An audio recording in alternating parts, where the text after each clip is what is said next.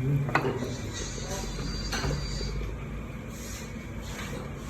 you.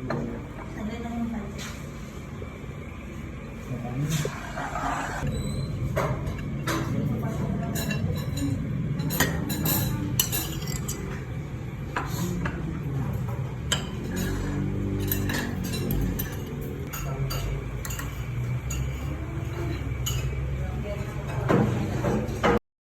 Alam mo ba kung ano ang real talk? Na may mga taong kakausapin, papakisamahan ka, depende sa pakinabang mo sa kanila. Dahil yun ang totoo. Kaya wag na tayong maglokohan dito dahil may mga taong kilala ka lang kapag meron ka. Pero kapag walang-wala ka, dapang-dapa ka na. Basura ka lang sa kanila.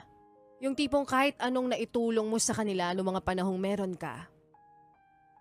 Pero nung ikaw na yung bumagsak, hindi ka na nila kilala. Na nire-respeto ka lang nila kapag may napatunayan ka na sa buhay, pero kapag nasa lowest point ka ng buhay mo, sino ka? Madalas pa dyan mga kamag-anak mo. Yung mga kamag-anak mo na ikinukumpara ka noon sa ibang tao. Yung mga kamag-anak mo na ayaw kang makitang umangat. Pinag-uusapan lang nila yung mga kamag-anak mong umaasenso at kapag reunion, kayo ang tagahugas ng pinggan. Tagabili ng soft drinks, habang sila nakaupo sa harap ng lamesa gamit yung mga itinagong pinggan at kubyertos sa bahay. Masakit, di ba? Nasampal ka ng katotohanan, di ba?